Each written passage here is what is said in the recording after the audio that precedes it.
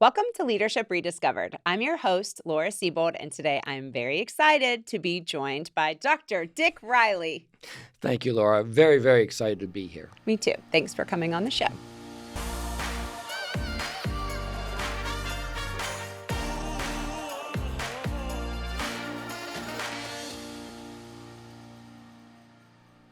Richard A. Dick Riley Jr. is the Lewis F. Tanner Distinguished Professor of Public Accounting at West Virginia University. Dr. Riley has been recognized nationally for his contributions in forensic accounting and fraud examination. The Association of Certified Fraud Examiners 2008 Educator of the Year, 2012 ACFE Hubbard Outstanding Achievement Award, 2009 American Accounting Association Innovations in Accounting Education Award, the 2013 Max Block Award from the CPA Journal, the 2013 American Accounting Association FIA Section Outstanding Research Manuscript. In 2013, West Virginia University Foundation recognized him for his outstanding teaching, the highest recognition for teaching at WVU. In 2014, Dr. Riley was recognized by the West Virginia Society of CPAs as Educator of the Year and by Wheeling Jesuit University for his service to the institution. In 2015, WVU College of Business and Economics presented him with Dean's Special Recognition for the Coursera MOOC and more than 75,000, which I think is more like 100,000 at this point, students with Richard Dahl. At West Virginia University, he not only teaches traditional accounting classes, but also works in the classroom in the areas of forensic accounting and fraud examination, performance measurement, and entrepreneurship. Dr. Riley is a CPA, CFE, CFF, CVA, forensic accountant, and fraud examiner who has developed and implemented fraud and forensic accounting education programs for the United States National Institute of Justice and Internal Revenue Service. Dr. Riley possesses an undergraduate degree in accounting from Wheeling Jesuit University, a master's of professional accountancy from West Virginia University, and a doctor of philosophy degree from the University of Tennessee. He has published over 50 research papers, including manuscripts in the Contemporary Accounting Research, Auditing, a Journal of Practice and Theory, Issues in Accounting Education, Journal of Accounting, Auditing and Finance, Journal of Accounting and Public Policy, Journal of Forensic Accounting Research, among other top quality journals. In spring of 2017, West Virginia Governor Jim Justice appointed Dr. Riley to the West Virginia State Board of Accountancy. Since 2002, Dr. Riley has performed expert financial analysis and litigation support services, offering deposition and trial testimony. He has also published 4 books with co-authors. My goodness, Dr. Riley. That's a handful or It's a mouthful. awesome. But what the bio doesn't say, of all the many great professors I had at WVU, you were my favorite. And so I'm very honored to have you on the show Well, today. I am. This is really a privilege, and it's great to see what all you've accomplished since we were in the classroom together. Thanks. Just a few short years ago. Just a few short years ago. Let's not few. focus on how long No, ago that was. We won't talk about that. All right. So I like to start these conversations just by hearing a little bit about your leadership story. So if you wouldn't mind, take us through it. Well, my story started at Wheeling Jesuit, as you heard. Mm-hmm. I then immediately came to WVU. I got a master's degree down here. Great education from both West Virginia institutions. I went to Washington, D.C., where I worked for Deloitte for 4.5 years. Then I went into private industry for another 4.5 years. We raised about $7 million worth of venture capital. I was the controller initially, then the chief financial officer. And after 4.5 years there, so I had 9 years in the real world, I decided to get my PhD. I went to Tennessee, and really, really fortunate that in 1998, as I was coming out of the Tennessee program, WVU hired the first accounting professor in a decade. Oh, and I wow. was really lucky to get that position. And I've been back in the great state of West Virginia since 1998. Awesome. And, a variety of things that I've done over the years. That's awesome. And lucky us. Lucky us to have you in the great state of West Virginia. All right, let's talk about fraud. Oh, I love to talk about fraud. I am so fascinated. Your background is super cool in the work that you get to do. And I'm curious to hear, it's hard to go many days without hearing about some sort of scandal or financial crisis in companies. take us on more of an explanation, in terms of fraud. I'd love to hear about the demographics of who typically commits fraud in a business setting, and maybe even motivation or understanding as to why they do it. Yeah, the profile of a fraudster is kind of a surprising thing. Usually about middle-aged. Ironically, it's not quite, but almost 50-50. So females are in the game just like the men are. Right now, the statistics roughly 55% men, 45% women. The persons are obviously in a position of authority and responsibility. That's what gives them access to money or assets. But what would surprise people probably more is that these people are oftentimes respected in the community. They are sometimes leaders of their churches. They're involved in their kids' school. They are thought of good citizens. And so it's a surprise. What we say for the majority of fraudsters is that they're generally good people that made a bad or a series of bad decisions. Now, just to drill down a little deeper on that, a friend of mine at the U.S. Bureau of Alcohol, Tobacco, Firearms, and Explosives, Franco Fronde, he portrayed or has a rule. He calls it the 10-80-10 rule.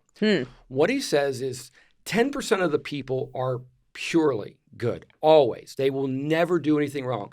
I'm sure you and some of the viewers out there can think of somebody in their own mind that they would just never do anything wrong no matter what. Yeah.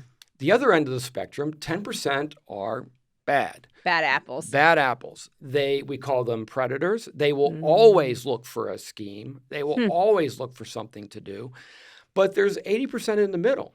And the 80% in the middle, what Franco would say and what some of the research would suggest is, depending upon your life circumstances, just about anybody can make a series of bad decisions or bad decisions. And so it's really important that you know yourself and you know where your vulnerabilities lie.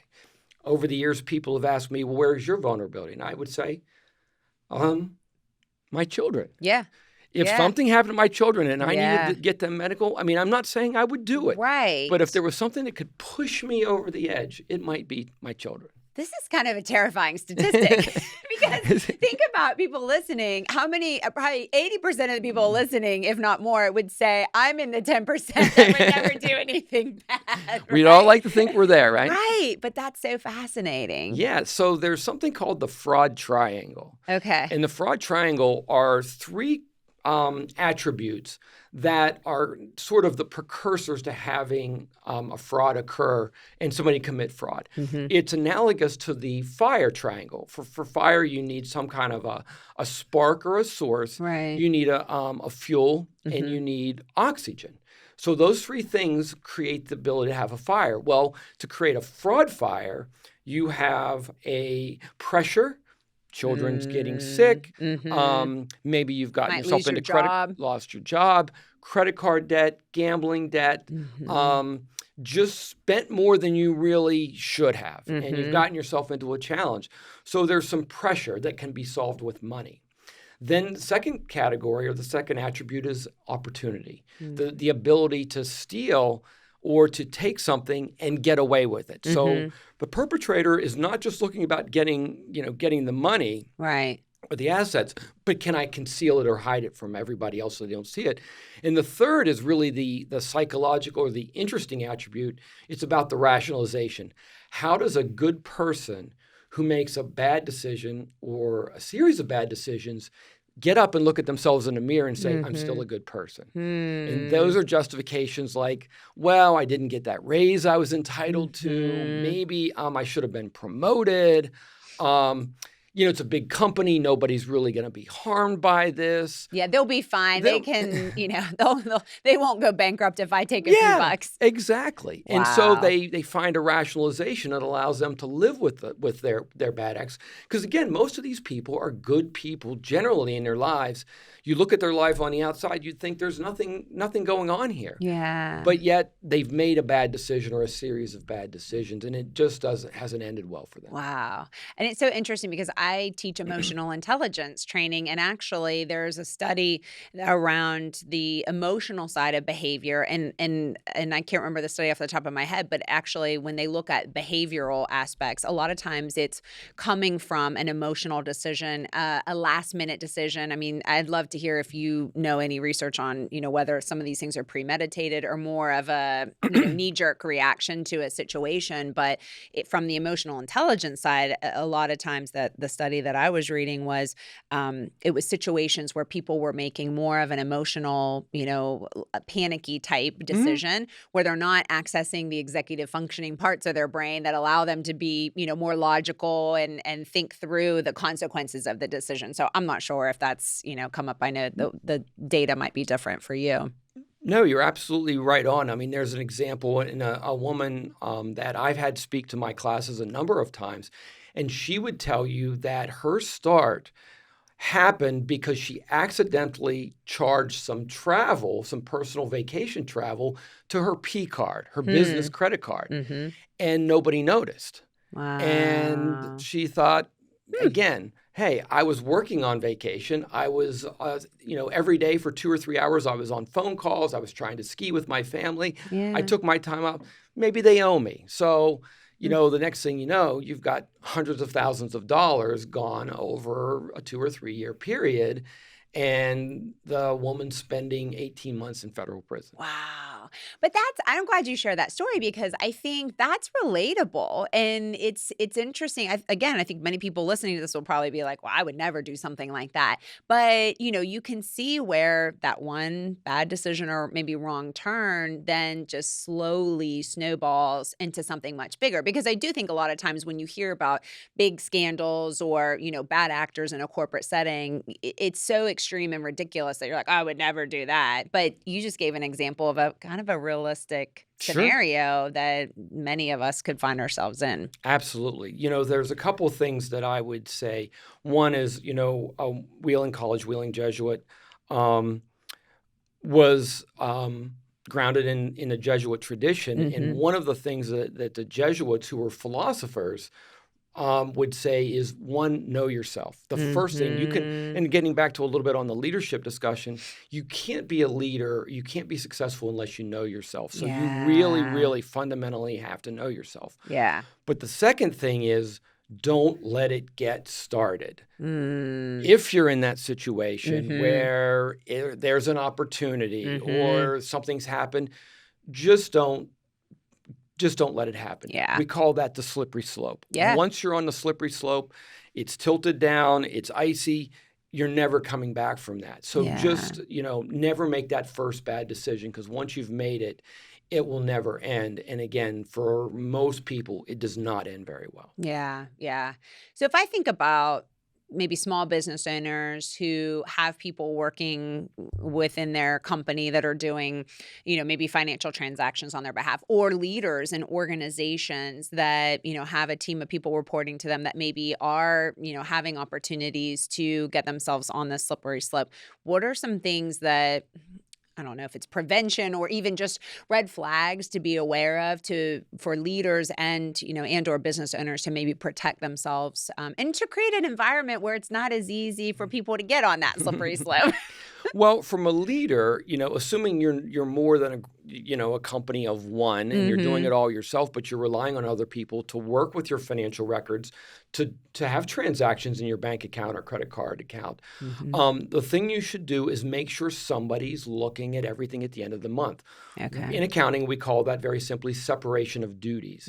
So you've got a person making a transaction, you've got somebody else approving it. There should also be a supervisor that's looking at it at the end of the month. Make sure your bank statements are reconciled. Make sure somebody's looking at the canceled checks and saying, do these vendors make sense to me? Do these expenditures? If you're a little bit bigger, make sure you have a budget so that you can compare the budgets against what's actually being spent.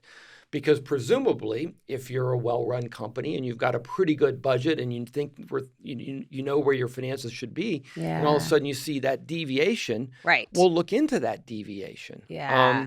A very basic fraud tool or anti-fraud tool that we recommend is where you have multiple employees, take your employees' address file, their addresses, and run it against your vendor file, the addresses of your vendors, to make sure that you're not sending payroll checks to your employee as well as sending checks to a vendor to the very same address. Same address. That's so fascinating. I would have never thought to do that. Yeah, absolutely. And if you've got vendors you don't recognize, if they're registered in the state of West Virginia, pop out to the West Virginia Secretary of State's office, look and see who's behind that company. The owner. Who are the owner and who are the officers? What addresses are they using?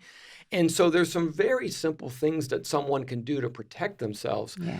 But in a fast-paced world, it's really easy. I don't have time to reconcile the checking account. I don't have time to look at it. Right. I don't have time to run through the credit card transactions. I mean, I can even tell you on a personal basis, I'm a geek. I'm an accountant, right? I go through our family's checking account and credit card, and I'll bet I save $100 to $500 every year because I'll find some charge that doesn't belong on there. And most of the time it's inadvertent and it wasn't intentional, but you've got some vendor that charged you for something you didn't think you were supposed to be charged for, and boom. You go back and you get that cleaned up. And so, just little things can make a huge difference. If you're in a much larger company, you really want to have some kind of a whistleblower hotline. You want to have some kind of a basis for somebody that sees something to call in and anonymously report what they see. Yeah. Well, and I saw, like any good professor, you had PowerPoint slides around these areas that you have expertise in. But I remember seeing something, it looked like how people typically find out that there's fraud going on. I remember a bar chart that had tips it looked like it was pretty high on the list. Is that typically how? Absolutely. Most frauds are discovered through either accident or tip. Somebody stumbles it across it. Well, that's also concerning that it's by accident and not intentionality. Well, sometimes people say, well, why don't auditors see that? Well, the auditors are actually looking for financial malfeasance, but they're only looking at a sample of items, and they're not looking at every transaction, first of all. Yeah. And their ultimate goal is fairly presented. Their opinions don't say they're accurate to the nth degree. So because of that, a lot of times the fraudsters committing a fraud at a level below what the auditors are really looking at, because it's not going to make things unfair to the reader of a financial statement. Right. So it's not within their domain to really look for these things. So it's really up to the company to protect itself. Yeah, absolutely. That's good and I think it's important to recognize, it does take time. I mean, I actually personally look at my credit card statement too, more so because I'm always convinced there's fraud. When I see the number, I'm like, oh, surely I didn't spend all of this. It must be fraud on my card. I think everybody feels every transaction. Nope. Yep. I definitely bought that. But I mean, it is important to take that time. And I think a lot of people probably do that more personally than in a corporate setting, or, if you're running a nonprofit. I mean, I can't imagine. A lot of times, I just think in a nonprofit setting, because people are typically motivated to do good, there might be an assumption that everyone working here is wired to be in that 10% that is always good. And so that could be another area of vulnerability too. Yeah, you see that with churches, non-profits, charities, where truly the mission is to do good. Yeah. And there's a higher level of trust. And so again, if it's a small charity, a small organization, you really need somebody at you have an advisory board, somebody with a financial background needs to be paying attention to what's going on and double checking things.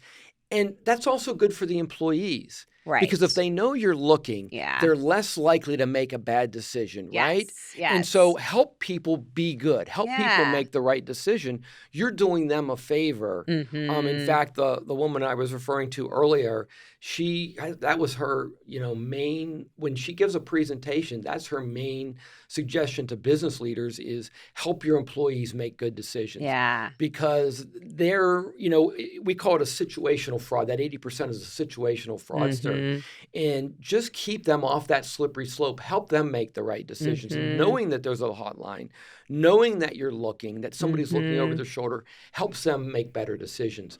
You know, I think one of the things about an ethical decision, and fraud and ethics are related, but they're not the same thing. Right. But, you know, some of the things we've always heard about, what if you had to tell your grandmother?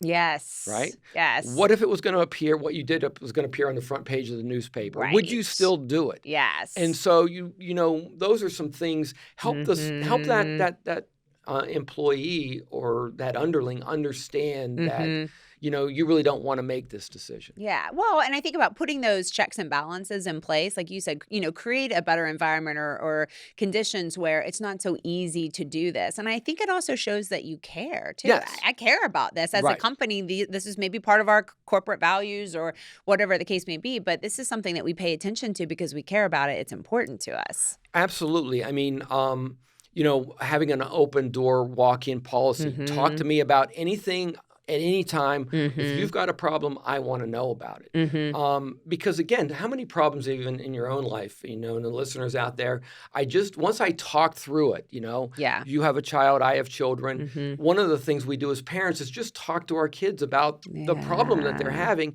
and just having them having an outlet to talk about it. It helps them solve so many problems. Same thing with employees. And you formerly worked for a very large organization. I'm sure you encouraged, hey, we have a group of people. You have a problem, come to us, talk to us. Yes. We'll help you through this. And that outlet, that relief valve is so important. Yeah, I agree. It is. All right. This whole forensic accounting thing is so fascinating to me. I mean, I'm serious when I say I may have paid attention a little more to my accounting classes had I known I'm that really was not going to a buy thing. that, but hey. But it is interesting. And is it a relatively, I mean, I say new, but I mean, when did forensic accounting really come on to the scene? And can you talk a little bit about, you know, what it is, and especially the program that you have stood up and at WVU? Yeah, absolutely. The irony, as you mentioned when you were, you know, kind of whipping through my bio there, that I had been doing these services on the side since 2002. Yeah. And back then, there wasn't the term forensic accountant. I was just a geek that liked to crawl through books and records and solve a problem. Right. That was really what I was paid to do. Yeah. I was hired first time through Dr. Paul Speaker here in Morgantown. He and an attorney contacted me because there was a problem. It was an Enron engagement. Enron was involved in a company in West Virginia, a small company. And the attorneys thought that Enron's involvement had some influence on what happened at this related to this litigation. Wow. And so there really wasn't the term forensic accountant. It was just a geek. Wow. And in the wake of Enron and WorldCom and HealthSouth and Tyco and all of those frauds that happened in that 2001, 2002 timeframe, the word forensic accounting came along. It also was tied to CSI on TV. Yes. When CSI came around, all of a sudden forensics, this term that hardly anybody had heard of, Right. and everybody wanted to tie their field to forensics. So then we became forensic accountants, because a forensic accounting or forensic anything really is an intersection between that specialization and the law. And so when you've got a crime, there's a law being broken. Right. And so the forensics is that interface between that. So the forensic accounting just means that there's an accounting grounded issue, money, flows, financial statements. There's a legal issue, whether it's civil or criminal, and the two of them are interfacing. And so then we need somebody with an accounting background that's not afraid of numbers, that likes numbers, to actually, and those numbers, that's willing to go through. And I think you're better at numbers than you give yourself credit for. Thank you. But yeah, that's willing to look into this. So I had been doing this work in 2002. WVU had a gentleman, an alumnus by the name of Chuck Owens, who was working for the FBI, and he had stood up the white collar program, or he had been the leader of the white collar program at the FBI. Okay. And he came to the provost and the dean of WVU and said, look, this is an emerging area. There's almost nobody in the field of academia having programs. This is a huge opportunity. WVU should really think about getting in the game. Yeah. And so WVU came to me and said, look, we know you're doing this, Mm-hmm. and contractually for WVU, there's an allocation for professors to spend some of their time Yeah, doing this. It keeps us relevant and right. real world focused. Well, and you're able to leverage your expertise, which is very helpful. Absolutely, and I'm able to, more importantly, I think maybe bring that back to the classroom to my students. Yes. So WVU came to me and said, look, would you help start this program? And my response was yes, but I want to do it with experiential learning. I want the Mm, students to do it by learn by doing. yes. And so we created, and I did not do this alone by any means, but we created 7 experiential cases where, for some of the introductory cases, if you were to print out all the records we created, it would fill up about a 4-inch binder. And we tell the students, there's roughly 30 to 50 transactions in here that are bad. Go find them. Mm-hmm. And then what we do is we teach them the tools and techniques for how to systematically go through and identify those bad transactions. But when WVU started this whole thing, we were, I think, the 5th school in the nation Wow. to have a multi-course program in forensic accounting and fraud examination. We partnered with our friends at the Association of Certified Fraud Examiners out in Texas, out in Austin, Texas. They were really helpful in getting us started. And then in the realization that we needed more of this across Mm-hmm. the nation for other institutions, through a gentleman by the name of Max Hauk, who was leading the forensic sciences at WVU at the time. Ah. We got about a $600,000 grant from the NIJ, the National Institute of Justice, which is part of the Department of Justice. It's their research arm. We've got $600,000 to build a curriculum for the nation so that everybody around the country could also adopt that.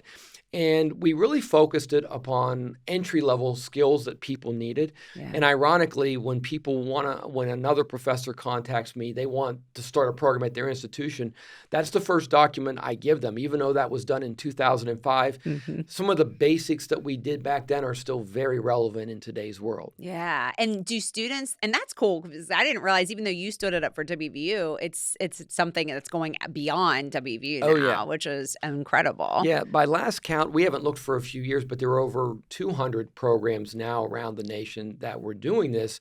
And then since we started our first 4-course graduate program in 2004, we then did the MOOC that you mentioned. Mm-hmm. We have done programs for the IRS.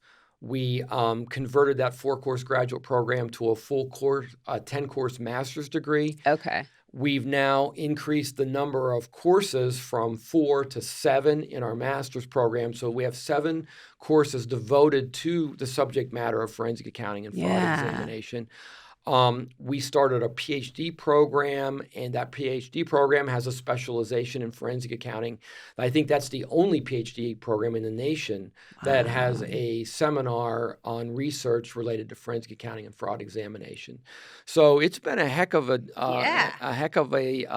story that we've brought together here. I would assume you didn't necessarily envision it would go to this distance when you were first starting it, or maybe you did. Maybe you knew it was always going to be big. I'll tell you, Laura, that when you first contacted me about doing this in leadership, and you said, but you've done all these things.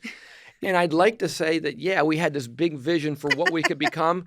I think that a lot of what we did was put one foot in front of the other. Yeah. I think we were very opportunistic. We took advantage of relationships with the ATF. We took advantages with the Association of Certified Fraud Examiners. We took advantages of opportunities to work with folks from the FBI or the IRS. And, through that really openness to say, well, what's next? What could we do next? We've continued to grow the program. Yeah.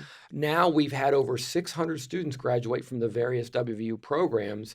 And to think that we started with, an idea in 2003, 2004 to start this program, and now you're looking at over 600, 650 graduates. You're like, wow, that's really wild. Cool. Yeah. But you know what? I think that's an important distinction, because I do think a lot of times, especially if someone's thinking about maybe starting a business or creating some sort of initiative, they go into it with such a big idea that it can be so overwhelming to Yeah. even get started. So, I mean, if you had started out, we are going to build this program that's going to be, end up being PhD and used all across the country with all these grants. I mean, it could have been so overwhelming that you wouldn't even Overwhelming. want to start, right? Absolutely. In fact, I remember a professor came to me and said, this will never work. And I said, why don't we try? Yeah. Why don't we just try and see what happens?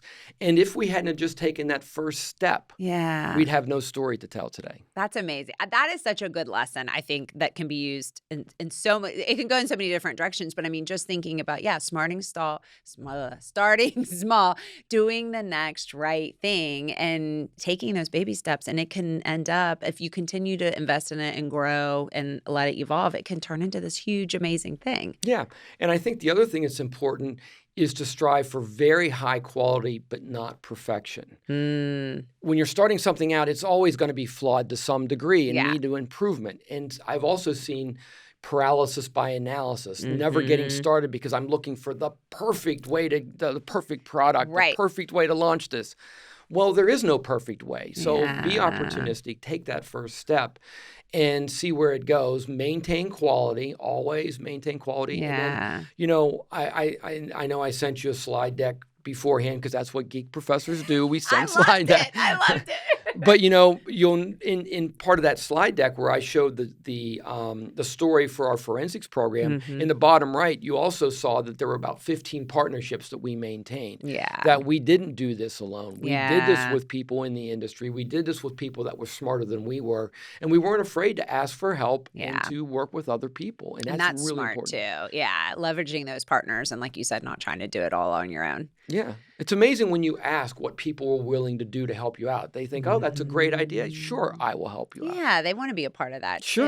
And maybe sometimes they even have more of that vision and see where the potential is than even you do when you're starting something. Absolutely. Because again, to your point, if you'd have told me this is what we want you to do in this time frame, I'd have been like, I'd have crawled under a rock and been like, no way, no way. There's no way. But again, by waking up every morning and saying, okay, well, we did this yesterday. What are we going to do today? That's how we have this story to tell. Yeah, there's a great lesson in that. So speaking of lessons, from a leadership perspective, I know you are teaching and shaping a lot of young minds here that are entering the workforce, and they might not be in a leadership role right off the bat, but I'd love to hear advice that you're able to give to your students of maybe what approach to take when they do enter the workforce, whether they have work experience or not, because I know you're dealing with different types of graduate students, but any thoughts and tips, especially for people who are leading but without authority? Yeah. Well, it's sort of consistent with this story, but a number of years ago, and I still work with this gentleman. His name's Ernie Cadot. He started a company wrapped around a business simulation called Marketplace. I love Marketplace. So you played that game, right? It's competitive classroom engagement. Yeah, and who won in my class? Can we just? I would believe that'd be you. Yeah, not just me, my team. But yes. Thanks for just letting everyone know. Yeah. I need that T-shirt that says Laura's my best student ever. You owe me a T-shirt. Yes, I'll get that for you. Okay. But in the early days, so Ernie started this company in roughly the early 90s, and by 1996, I heard about this experiential learning simulation, and I remember sitting at a hockey game, a semi-pro hockey game in Knoxville, Tennessee, where I was in the PhD program, and a fellow PhD student was telling me about this, and I'm like, I've got to be involved in that. Americans love competition. We just do. We embrace competition. And this competitive environment, the simulation that Ernie created, really engages the student, and then they learn because they're trying to beat their competitors. Yeah. But anyway, in the early days, he created a series of written words about how to think about business and whatnot. And he created an article on leadership. And in this article, there was a phrase and a discussion that struck me, and it's called leadership without portfolio. And it's basically leading when you have no authority or responsibility. Love it. So, for these people, stepping into the business world or to any environment. If you're the barista at Starbucks, which I have a coffee, I love coffee, so it's a weakness. Coffee too, yeah. Every day, start off with a good cup of coffee. So no matter what your position is, looking around, seeing what needs to get done, how you can be helpful, and then just going and doing it without having the authority or responsibility.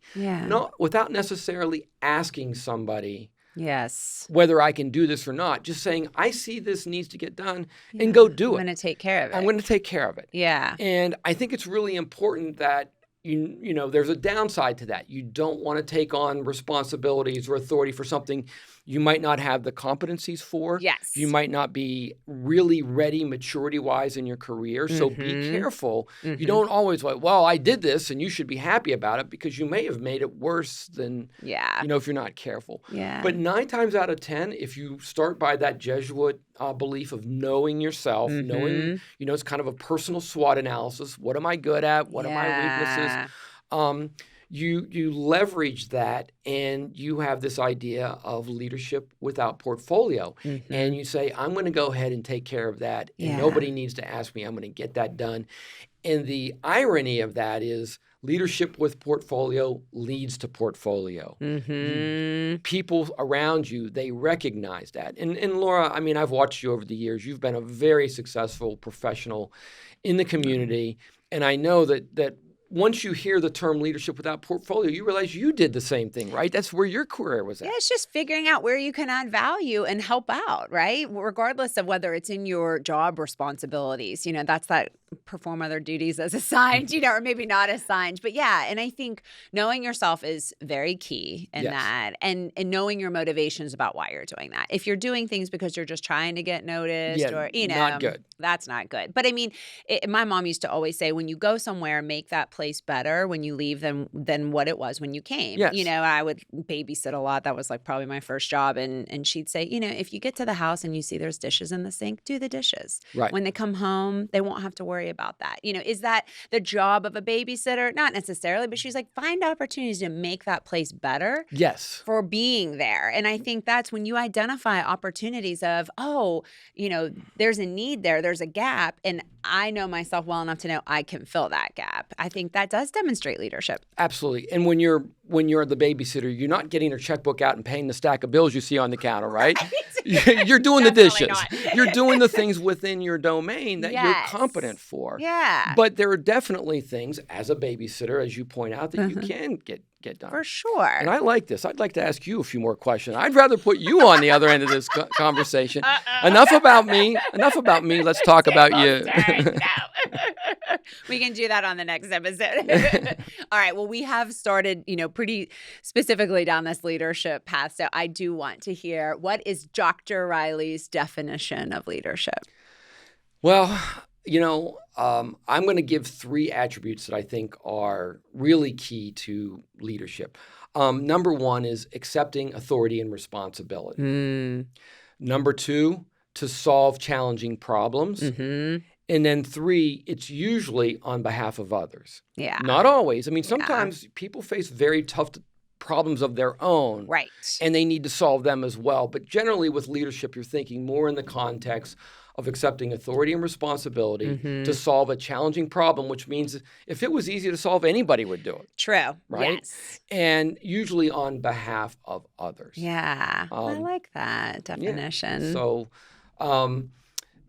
I can't say that before you contacted me, I thought a whole lot about my definition, but I think that we agreed to do this I think it was about a week ago. Yes. As always with you, less than a week ago.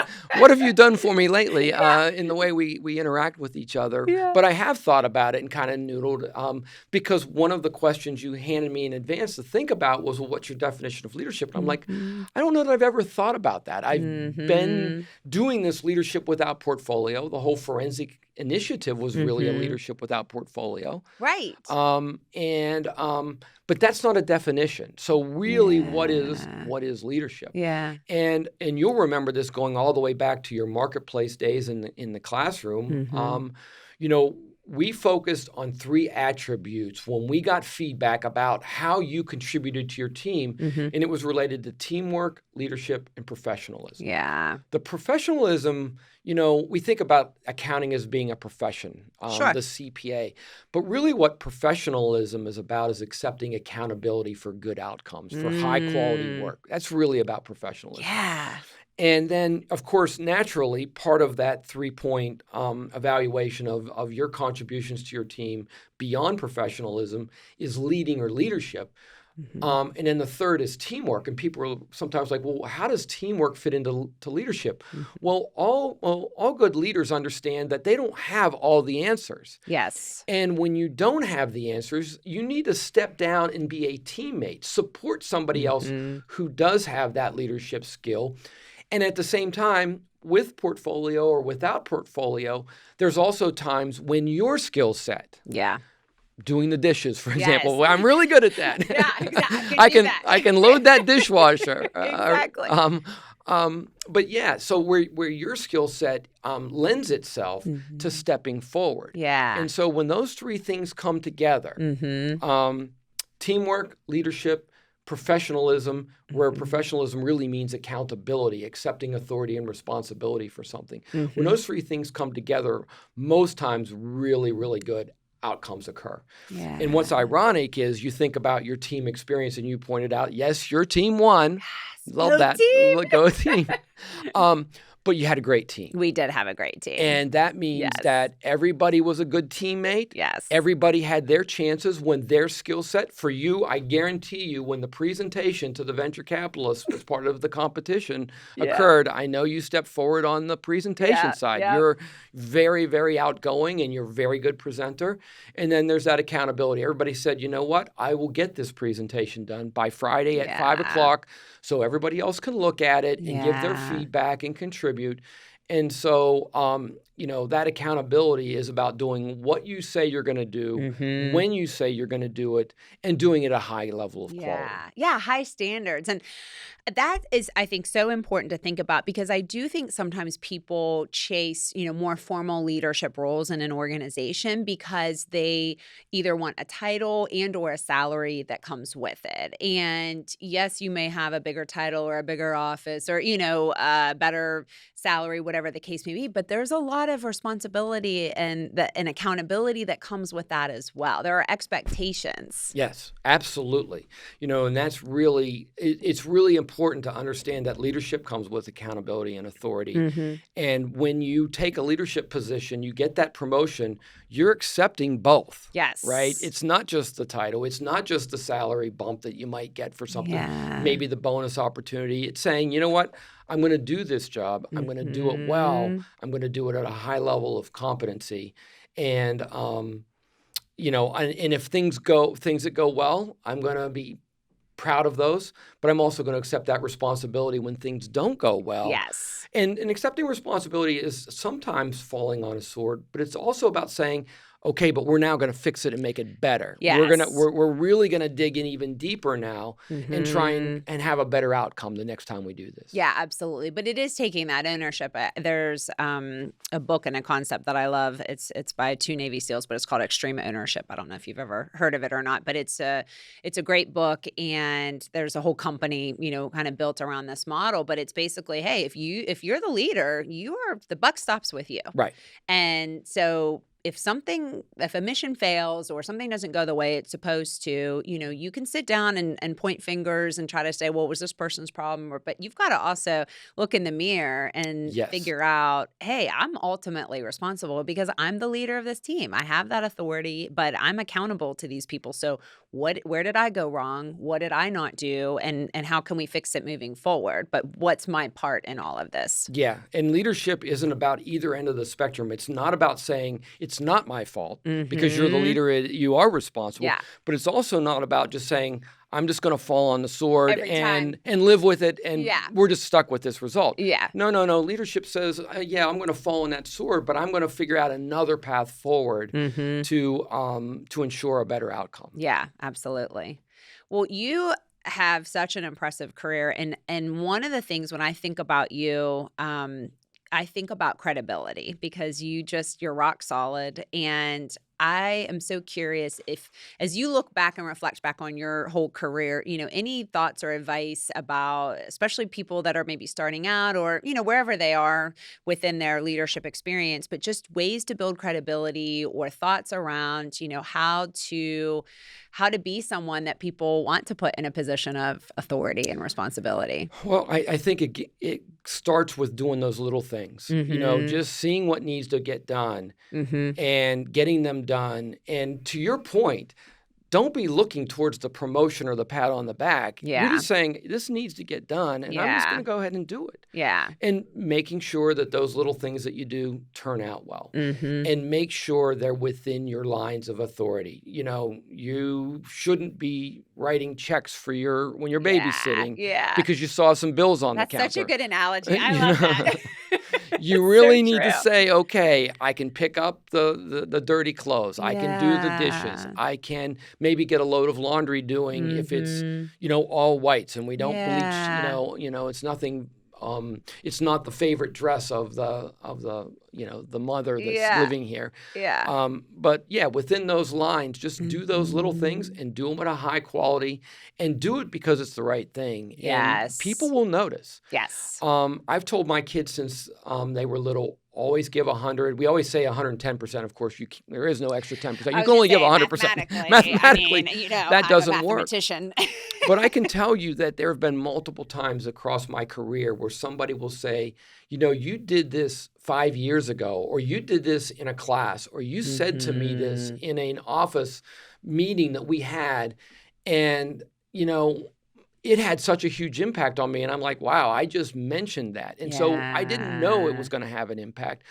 But, when I tell my kids that, I'm like, you never know what you do and somebody's going to notice. They're going to notice that you're cleaning up the debris in your yard and they need somebody to work for their company. And they're like, hey, I've got an open position. Come work for me. I saw what you did. I saw that you were always, cutting the grass or whatever. And that's an attribute I like to see in my company. So you never know when those little things are going to be noticed and they're going to pay off.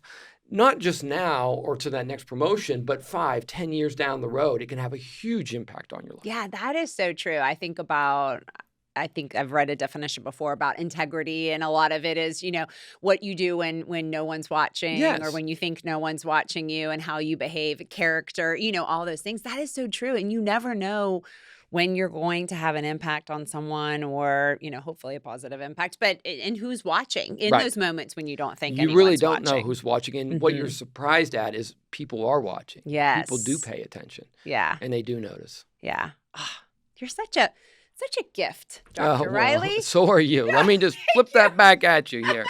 I don't like very much attention. You know that. I know. I'm really kind of a recluse. I know, but I do appreciate you being on this show because, again, I've personally benefited from your knowledge, your expertise, your skills. You've had a very positive impact on me, and I know the students that I went through the MBA program with, but you've also, tremendous impact on so many other people. And so the spotlight needs to be on you, Dr. Riley. Well, let me just be very clear about this, though. As a professor who tends to work with adults, and that's where you were in your career, you were getting your MBA, and a lot of the people in our Masters of Forensic Accounting are making career adjustments. What's really important is the reason why I love that classroom environment is I learn from my students. I take the advantage to be with a doctor, a lawyer, an HR professional, a leader in the community, a leader in their company, because I learn from them. And it's a great two-way street. And I'm really happy to hear that you benefited from our time together. Yeah. But rest assured, I'm also better because of our time together. That's awesome. Well, thank you. Thank you for being here. Anything that we haven't covered, I feel like, I could talk to you for a long time. We could continue this forever. And actually, we've had a conversation that's lasted more years than either one of us will admit to. But we've had this dialogue for many, many years. Yes. And that's another thing about being a good leader is make sure you have people around you that make you better, stronger, faster. Yes. And have those conversations from time to time. Even in forensic accounting stuff, I have 2 or 3 professionals around the country that when I've got a problem that I'm noodling, I call them up and I'm like, let me bounce this off of you. I just want to talk Yeah. to you about what I'm going through. Sometimes just having that conversation helps clear it up for me, and sometimes they have good advice. But you always do as a leader. You shouldn't be alone. I mean, sometimes people think of being a leader as a lonely position. Well, No, doesn't have it to doesn't be. have to be. You No. really, in fact, if you're really a good leader, you've got a cadre of people that you turn to and that help you become a better person, a better professional. Yes. And I feel like a huge takeaway from this conversation is really a lot around that know yourself for Yes. so many reasons, especially from a skill set perspective, though, being able to understand what are the things that I'm strong in and where am I not? And then how can I round that out by hiring great people or putting great people around me Yes. so that I'm not just trying to do everything by myself. Correct. And also not get myself in a dangerous situation either. Absolutely. Slippery slope. All right. No slippery slopes for you. No, I'm going to be in the 10%. Me and everybody else here. Of course you are. Yes. I don't want to be in that 80%. All right, Dr. Riley, would you be willing to do a lightning round? I will do a lightning round reluctantly. But for you, whatever you ask. Thank you. Okay, I know games aren't, your thing, but you're way more fun than you let on for people. So, here we go. All right. 60 seconds to answer as many questions on this list as you can, okay? Mark it, set, go. What season best fits your personality? Oh, summer. I like the fun. Summer, yes, me too. All right. What's your most used emoji in text? I use about 5. They're all smiley faces, but everything from crazy to laughing with tears to,